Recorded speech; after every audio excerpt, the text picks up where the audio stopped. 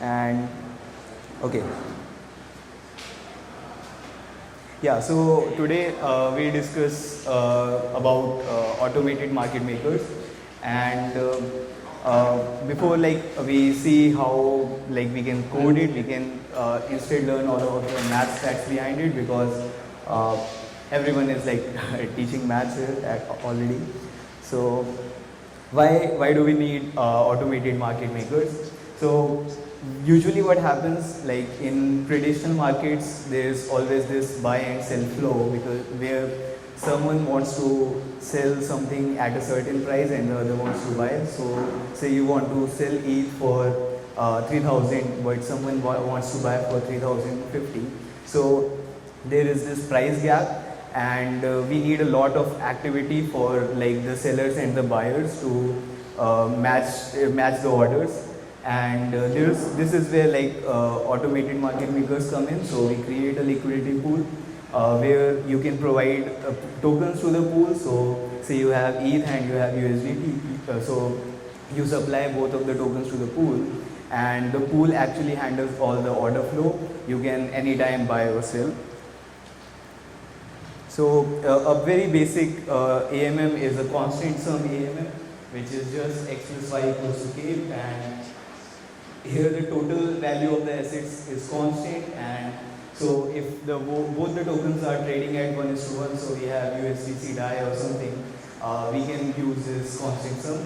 There is no slippage, because like the graph is just a straight line, it's just a normal addition. But it is like, if the prices diverge, it can be trade and everything. So we don't usually use the like constant sum, but instead we focus on the constant product, which is like x dot y is equal to L square. The L square is the liquidity parameter which we discussed about, and this is like the basis of how the Uniswap V2 works. We use this constant product rule, and we build everything around it.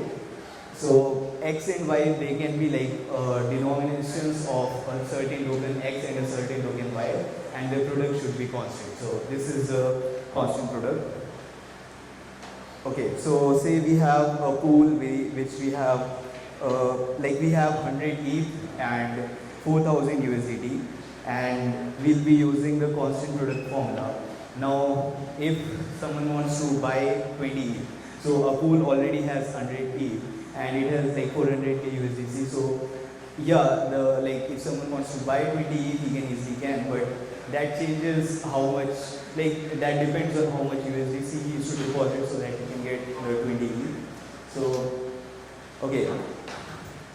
Now say like we had 100 ETH, we had 4000 USDC, so our L square turns out to be like 40 mil, and after the trade, since we are like sending 20 ETH to the buyer, the pool will have 80 ETH left, and that makes, so like the product should be constant, so x is 80 and y should be something, so that the L square remains constant. So 80 times b should be constant, and that says that okay, we should be depositing 500,000 USDC in order to get 20 ETH.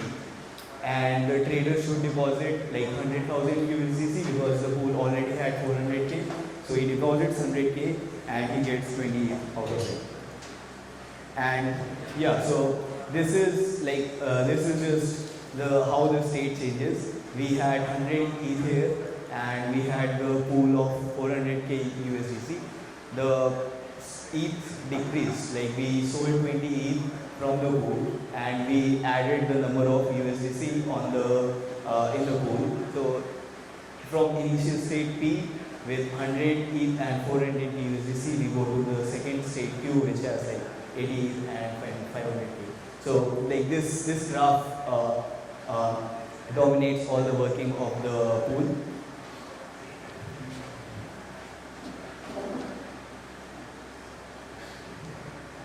Okay, so let's discuss about like the general. So it was one of the examples on one of the trades for a like simple buy and sell for ETH and USDC. Now we'll discuss the general case say there's a token X and there's a token Y, and so the say like the current state is A cross B. We have A tokens of token X and B of token Y.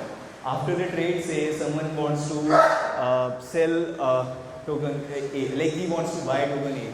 So the pool will be directed by small a, and he'll provide the second token B, and that's how the pool functioning will work.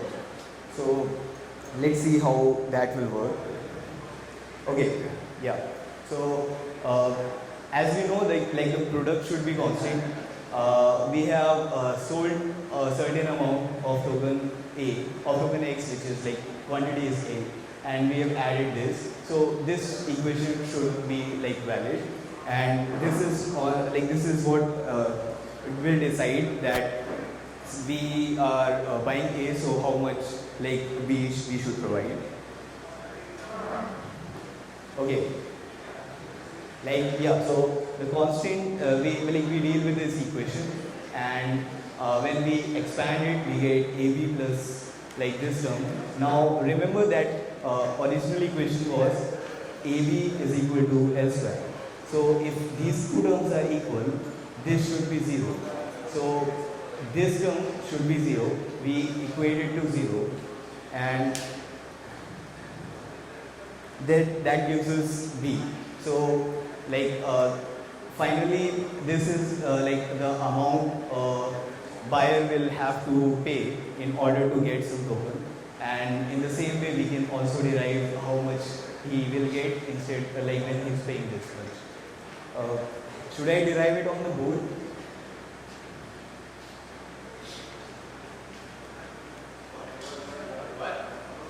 Should I like derive it on the board, or you can see it?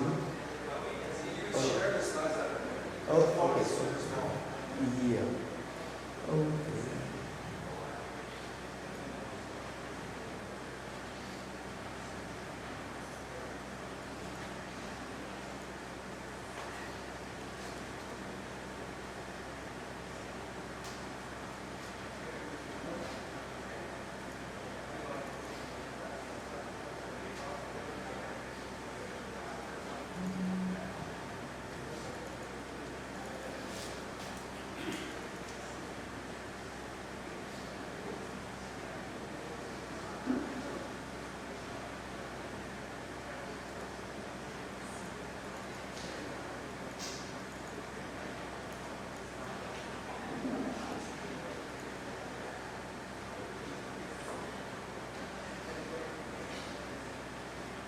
Okay.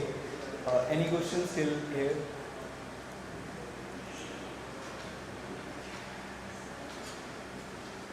Yeah. So then we learn about spot price. So spot price is say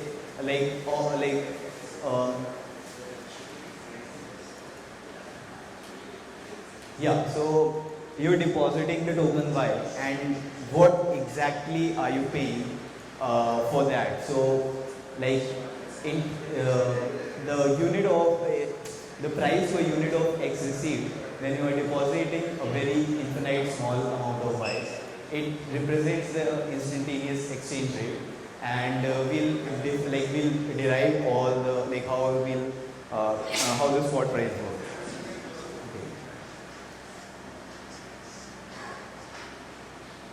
And so we have two prices. The spot price is like per unit of X how much Y you are getting, and effective price is just the current state. So you want to provide the token A, and how much you get out of it B. So just VY is effective price, and it actually represents the average price someone is paying for the trade.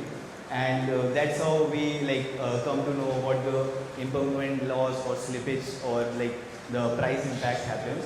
So when you might see that okay, when B is tending to 0, this term will be 0. So what is the point of providing the limit? It will be 0. But you see how this tells you that what the price impact will be if the volume in the pool is very low. Okay, so we defined here that the effective price is B by A and spot price is actually just the limit when B is tending to 0. So when we from the initial equation we derived that what the token A and B will be received when we are supplying A and receiving B. So we just put that formula here, which is and then we solve it, and the effective price, it comes out to be B by A plus small b by A. Now this extra price is the this is different from the spot price. So when B is tending to 0, which means the liquidity in the pool will be very high, and that will decrease the price impact. So one of the things that to keep in mind is that when the pool liquidity in the pool is very low, the impact will be very high. Yeah, and then we apply the limit and we get the spot price, which is just B by A. So if a current pool is at state A, capital A and capital B, so spot price will be just capital B by A, and we'll see how in the example we'll see how this price impact actually affects. Yeah, so you see that since the small b is greater than 0, because we were saying that when we deposit an infinite small amount of b, what the price should be. So since b is greater than 0, the effective price is greater than the spot price. So you are paying something extra in order to buy the token, and that's where the price impacts come in. So effective price minus the spot price is small b by capital A. So when the pool is at a state capital A and capital B, this is the price impact, and when the pool has very huge liquidity, B will be very small as compared to the A, and that's when the impact will be much lower. Any questions still? No. Okay. Yeah, so this is how the state changes. Say we have a state of the pool, we have A tokens and B tokens. We decide that okay, we want to buy some quantity, a small quantity A of the A token, of the token X. So a small quantity A will be deducted from the actual number of tokens. So we reach at A minus A. But in order to buy that small quantity, you have to provide the tokens B of the pool. So we the small quantity that you will be adding adds up the price. So adds up the number of token Y. So it goes from B to B plus B. Okay. The slope right now is just capital B by A. And when we go to the next state, this changes from A minus A and B plus B. So this is the final state. And small b is the second token that you are providing in the pool. So this is the amount of token Y you are adding to the pool. And this is the token A you are getting from the pool. Okay, now. Yeah, so ideally what you would have paid would be this cube, which is a tangent to this curve, but you are paying this amount. So this difference actually tells you the price impact. And when the volume is high, this shortens, and when the volume is low, this change can be very abrupt. So this is where you can see the price impact. I'll show you the example to see how this works. Okay. Say you have a pool with 200 ETH and 800k USDC.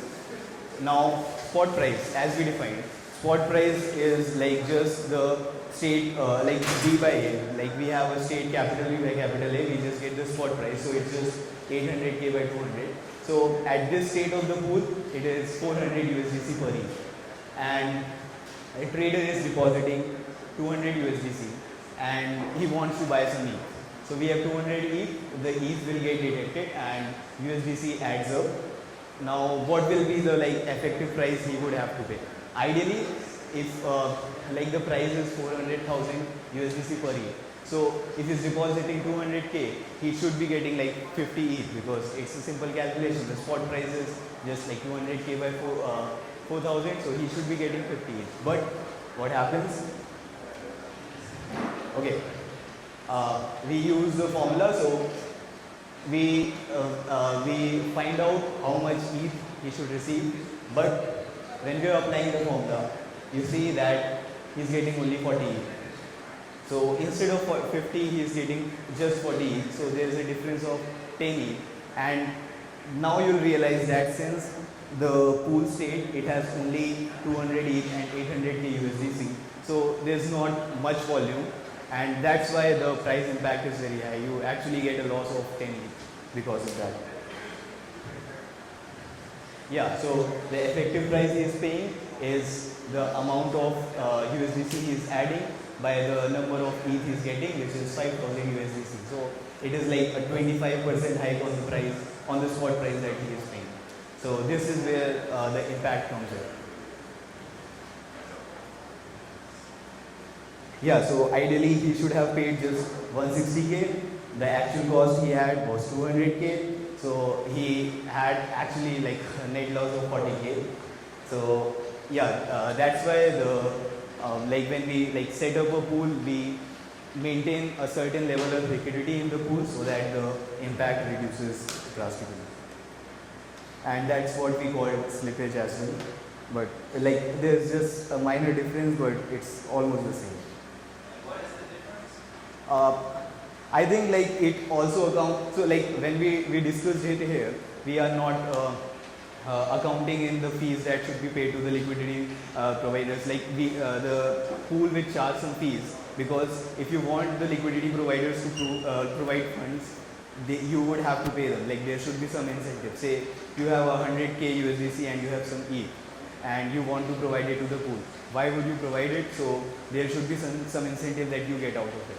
And that's why the pool charges the fee, and that fee like changes the calculation a little bit as well. Yeah, so like impact, you're saying price impact does not account for fees and slippage does?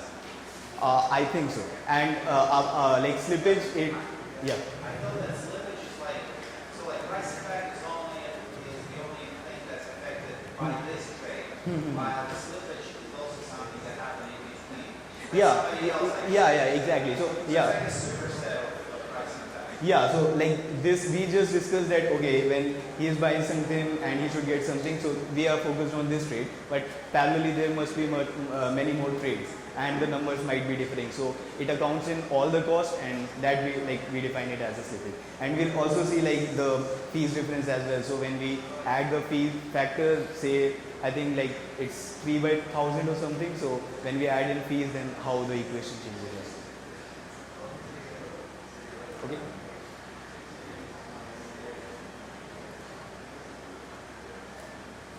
Yeah. Okay. Yeah. Then we have like we'll account in the fees. Okay. So trader is depositing some certain tokens B into the pool. We have a current state A, capital A and capital B. The pool charges a certain fee phi. So he deposited the tokens B. Now from B, the phi B will be the fees that the pool will charge, and the actual amount that goes into the pool is 1 minus phi times B. So A minus A is like constant, like because we have to determine the A that we will be providing, so it's okay. But the number of tokens that are getting added into the pool, it's B prime. So we have removed the fees, and then the actual number of tokens that got in is B prime. So the pool state that will change, we have added like this goes from capital A to A minus A, and this goes from B plus B.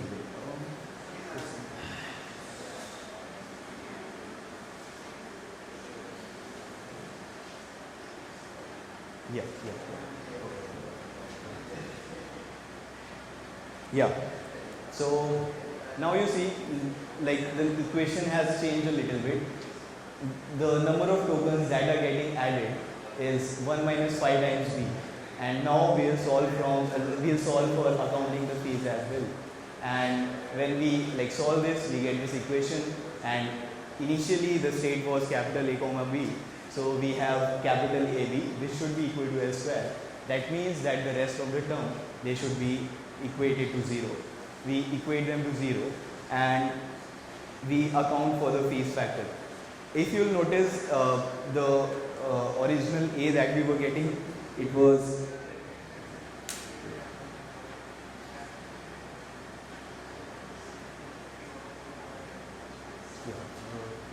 the original A was A B plus B. And when you see after the fees, the only change that has happened is we have accounted for the fees factor. So B 1 minus 5 times y, B and 1 minus 5 times B. So if you like notice, it's just the fees factor. The 1 minus 5 added gets added here because this is the number getting added and we get this ahead. So this is just the change that happens.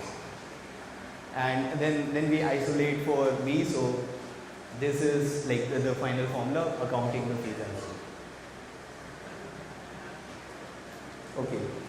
And any questions till now?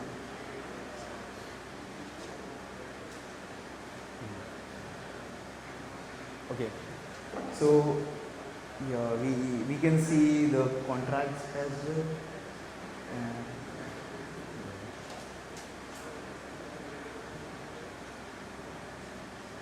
Yeah, so you see that instead, like here we are multiplying with 997, which accounts for the fee that goes to the pool, and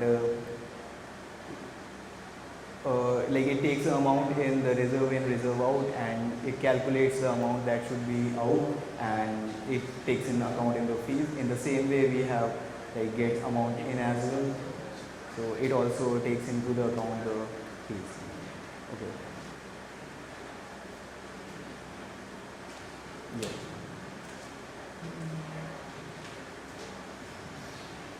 Great. Then so now for like this is like how Uniswap would work, and we have a starter template for like implementing these curves and everything in Stylus, and it is like one of the repos from OpenZeppelin. So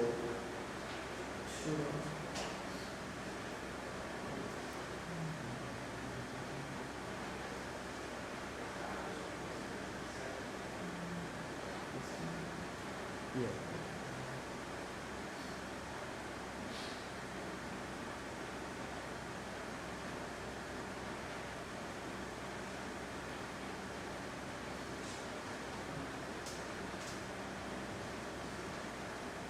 Okay, so when you'll clone this starter repo, you'll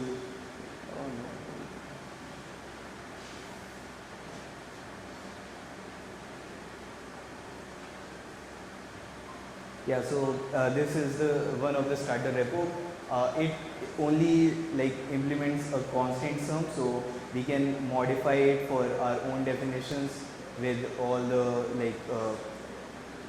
like we can write our own constant product, and it has all the basic necessities that one needs to like run the DEX in Stylus. I've added the like link in the slides and like some of the like CLI commands just to get the repo up and running. And yeah, so that's it. Sorry? Yes. Yeah, that's it.